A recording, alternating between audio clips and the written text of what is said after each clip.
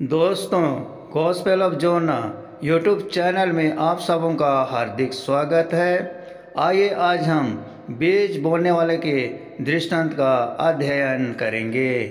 बीज बोने वाला का दृष्टांत बाइबल में नए नियम की पुस्तक मत्ती, मरकुस और लूका की सुसमाचार में मिलता है। आज हम मरकुस के सुसमाचार में से इसका अध्ययन करेंगे।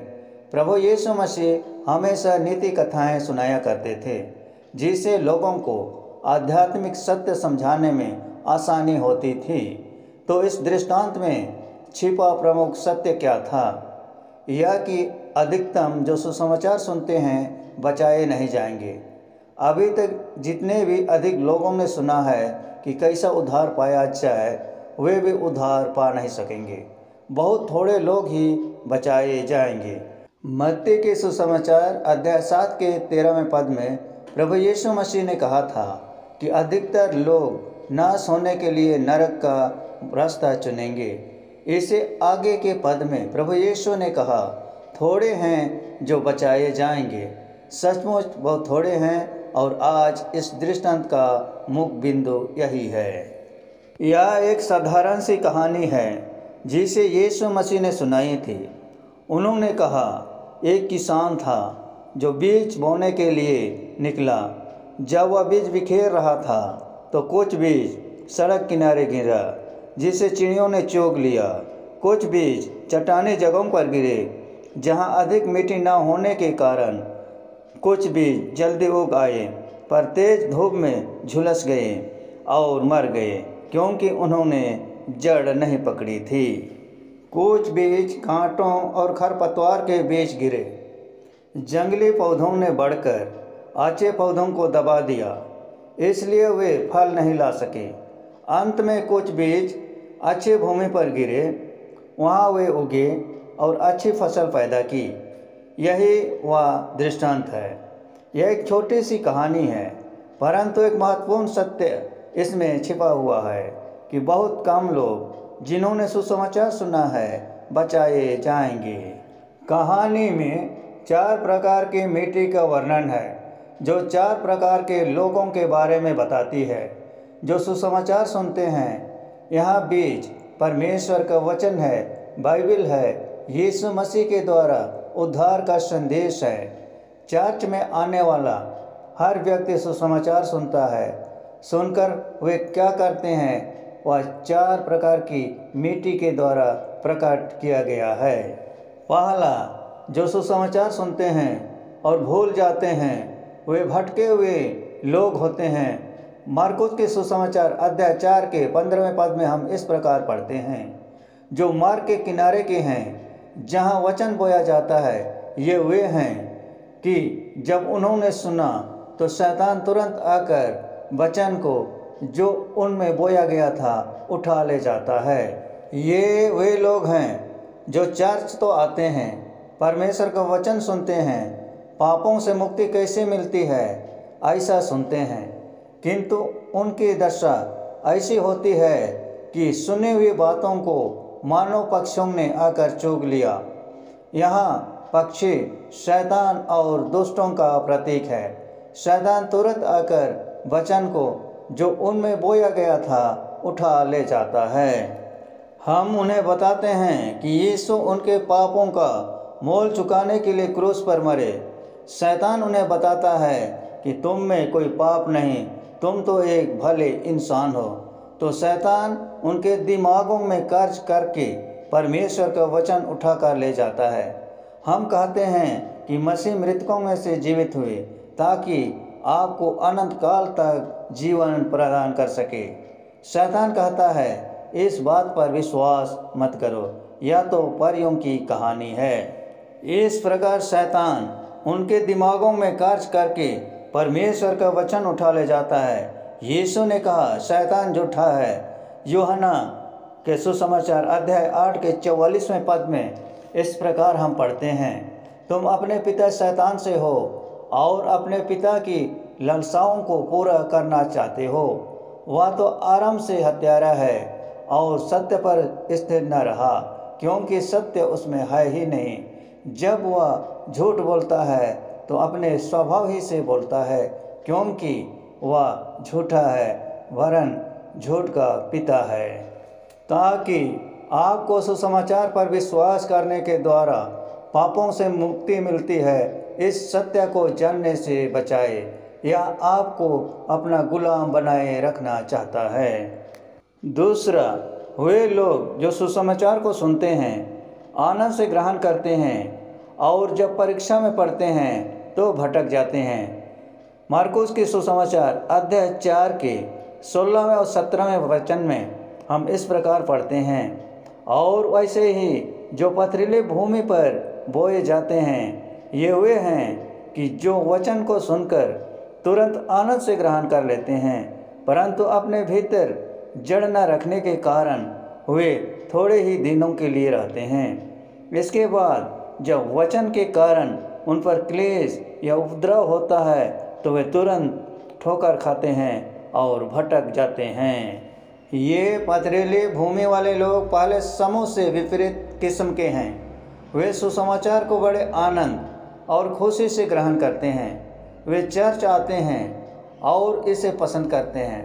वे बड़ी उमंग से स्तुति के गीत भी गाते हैं। वे प्रार्थना सभाओं में भी बराबर आते हैं। वे सुसमाचार प्रचार के लिए भी जाते हैं। उन्हें इसमें बड़ा आनंद आता है, पर किसी बात की कमी तो भी रह जाती है। इस प्रकार के लोगों की जड़ें गहरी नहीं होती है।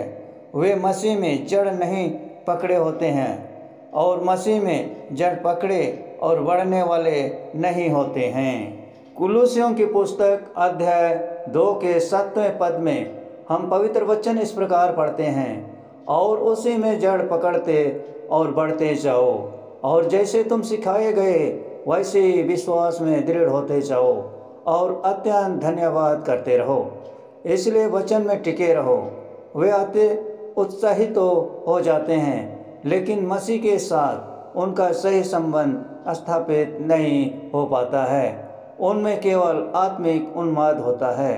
कुछ समय बाद उनमें समस्या पैदा होती है, कुछ चीज़ सामने आती है, उनके प्रभु में बने रहने की इच्छा नहीं होती है। वचन में रहने के कारण उनके ऊपर सताव या कोई क्लेश या परेशानी आती है तो वे अति शीघ्र भटक जाते हैं। अगर इन संदेशों पर विश्वास किया जाए तो इन लोगों को स्वयं से वचनबद्ध होने की कीमत चुकाने में कोई रुचि नहीं रहती है। इनका मसीह से कोई सच्चा संबंध नहीं रहता, बस इनमें भावनाओं का ऊंचा उछाल रहता है।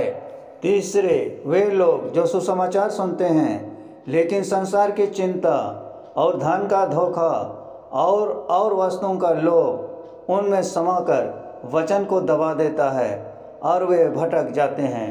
मार्कुस के सुसमाचार अध्याय 4 के 18 से 19वें पद में हम इस प्रकार पढ़ते हैं, और जो झाड़ियों में बोए गए ये वे हैं जिन्होंने वचन सुना और संसार की चिंता और धन का धोखा और वस्तुओं का लोभ उनमें समाकर वचन को दबा देता है और वह निष्फल रह जाता है। शैतान मार्ग के किनारे वाले लोगों को बहका लेता है, और ये चट्टानी प्रकार के मिट्टी वाले लोग देह की अभिलाषाओं से संचालित होते हैं। संसार की चिंता इस प्रकार के सुनने वालों के मन में वचन को दबा देती है। संसार की चिंता इनके मन में घर कर जाती है।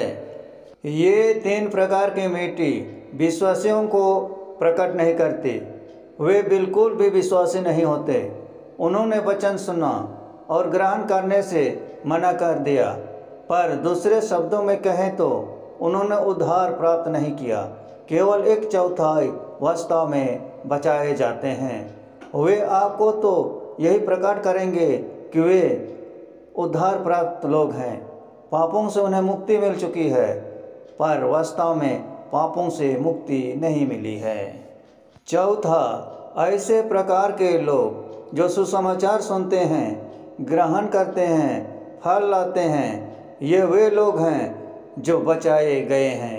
मार्कुस के सुसमाचार अध्याय 4 के 20वें पद में हम इस प्रकार पढ़ते हैं, और जो अच्छी भूमि में बोए गए ये वे हैं जो वचन सुनकर ग्रहण करते हैं और फल लाते हैं, कोई 30 गुना, कोई 60 गुना और कोई 100 गुना।